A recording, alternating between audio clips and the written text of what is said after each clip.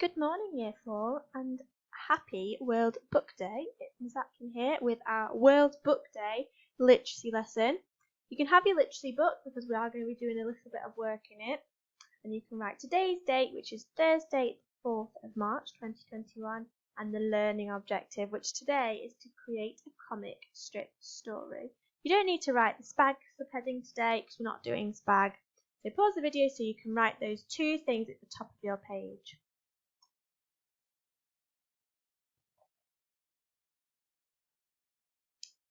As it's World Book Day, we are going to be looking at a book.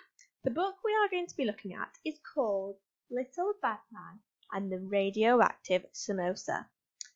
So it is a book by Humza Arshad and Henry White. They've written it together and they've written it specifically for World Book Day. So just looking at the cover and the title, I just want you to have a think about what you think the book is about. What can we tell about the book from the cover and from the title?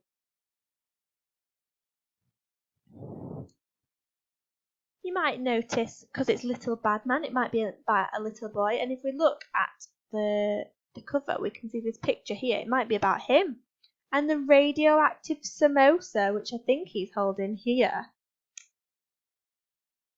So the cover and the title tell us a little bit about the book. But how do you think the samosa might have become radioactive? Could it have been that it was found from an alien invasion and he found it? How might the samosa have become radioactive?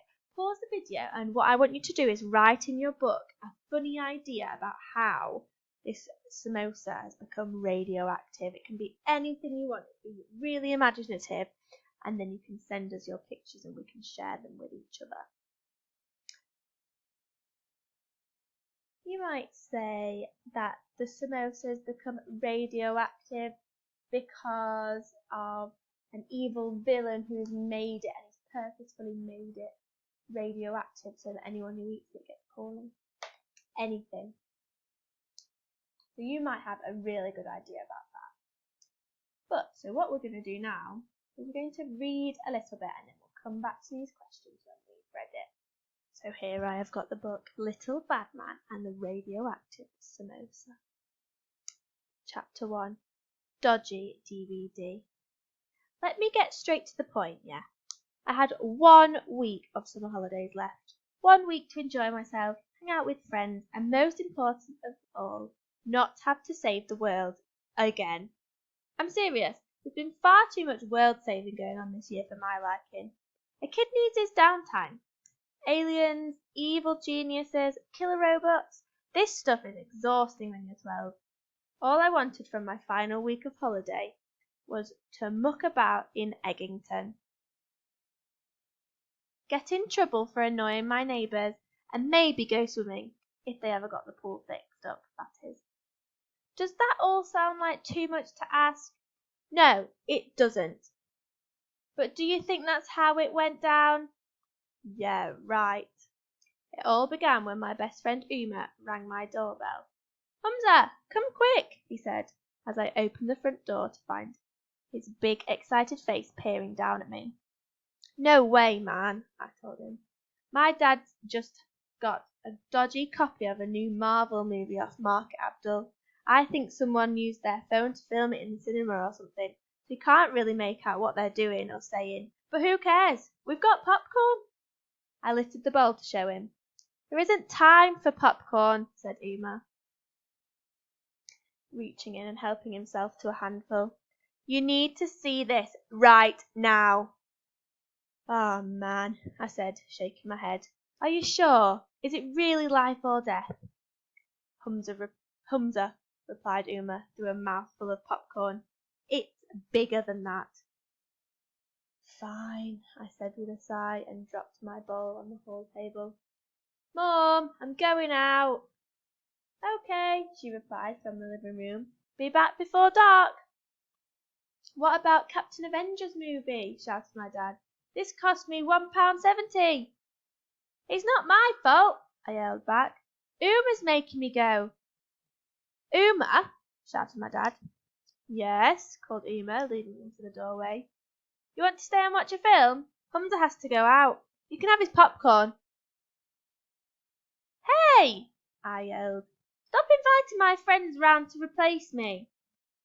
Be a better son and I wouldn't have to, yelled my dad. Be a better dad and we could see films at the cinema, I shouted back. Why you, he bellowed, and I could hear him knocking things off the table as he tried to stand up.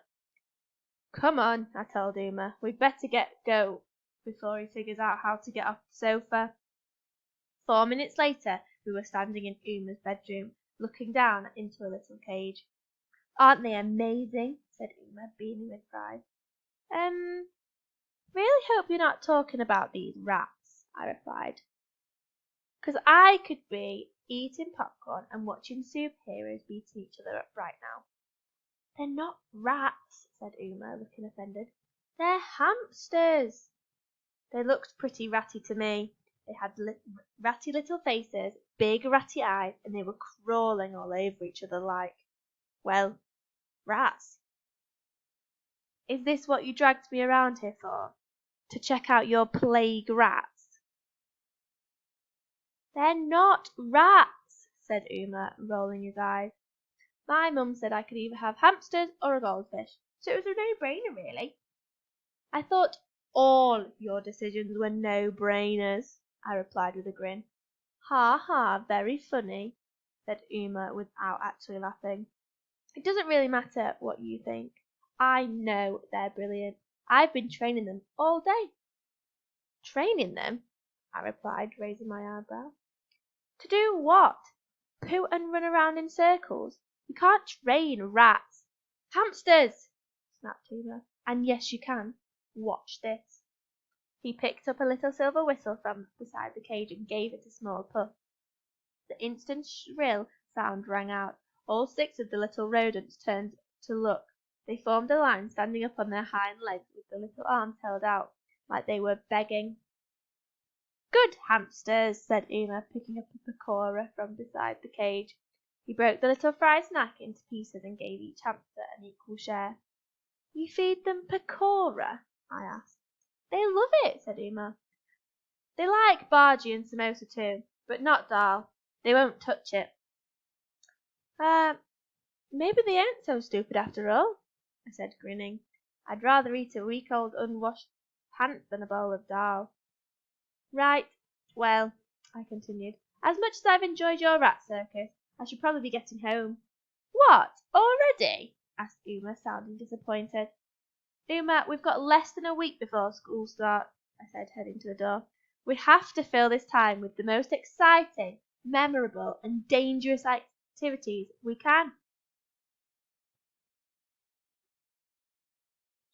We can come up with. You whistling rats, ain't that? I opened the door and screamed, ah! Just inches from my nose, something with a great big face and bright yellow teeth was waiting to pounce. Well, that was quite interesting, wasn't it? So now we've got some questions I want you to think about. So, how does Humza feel about world saving and how do you know? You can go back and flick to page 1 in the video. How does he feel about world saving?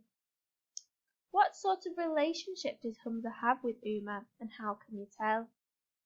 And how does the ending of the chapter make you want to read on? Pause the video and you can have a go at answering those questions and you can write down your answers if you would like.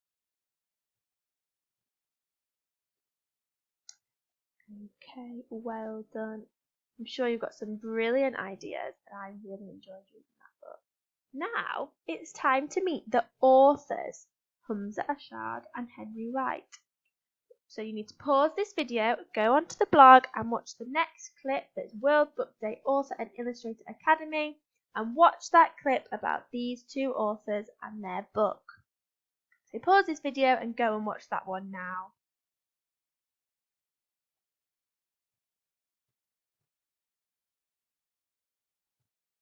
So they will have told you so much and they've talked about their book and why they wrote it and that they wrote it together. So you will have learnt a little bit more about that. But now we're going to have a think about our own activity. So food that gives you powers. In the book, Humza and his friends eat a box of delicious samosas that give them all superpowers. That's what happens next. How cool is that? What food or drink could give you superpowers? So if you could choose any item of food or a drink to give you superpowers, what would it be? Would it be magic? Radioactive? Would it be from the future? And what superpowers would it give you? Here I've got some examples. So you might have radioactive jelly beans that make you shrink, magical cupcakes that make you fly, or mashed potato that turns you soft so you can hide around corners and squidge into small gaps. So pause the video and have a think about what item of food or drink would give you superpowers and what would the power be?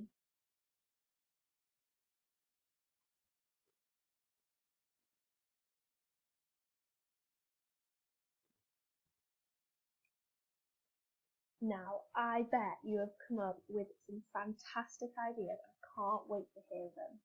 But this is our challenge today then. Okay, so you've got your challenge sheet and you've got this comic strip.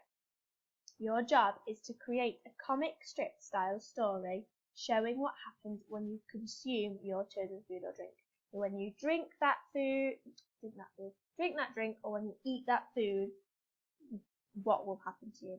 So what will your story setting be? Will it be in a meteor shower, like in the story, or somewhere more inconspicuous, like a school canteen? Will it be in your garden? Will it be at the park? Will it be at home? Will it be in a tree house in Australia? Where will it be? So you've got the different challenges. You could choose mild, spicy or hot, and so there's different help for each of them. So your job is to, you've chosen your idea, you can write a title on this line. So it might be magical cupcakes that make you fly, and then you can do the setting, where you find it, when you eat it, and then it can be what happens when you eat it, what happens to you. In the little boxes underneath, you can write a little bit about what's happening to it, sentences to help you. When you've done it, I would love if you could send us some pictures, because I really want to see these, and I know you're going to have some amazing ideas for foods that give you powers. And you can also then go on to the challenge, the creative challenge, which is set by Humza, the author. And he says, if you had superpowers, which unlikely person would you befriend to help you? Someone you never thought you'd be friends with, perhaps a school bully or an evil villain or the strictest teacher ever. And then you can add them into your comic strip. Remember, it's important not to judge people before you give them a chance. You could also write a few sentences about this person and why you're friends with them and what made you realise you judged, maybe, or how actually they are nice. It's an evil villain, but he loves dogs and he goes to the dog park every weekend. Anything. Use your imagination for all of these tasks. Your tasks are on the sheet. And good luck, and I can't wait to read them.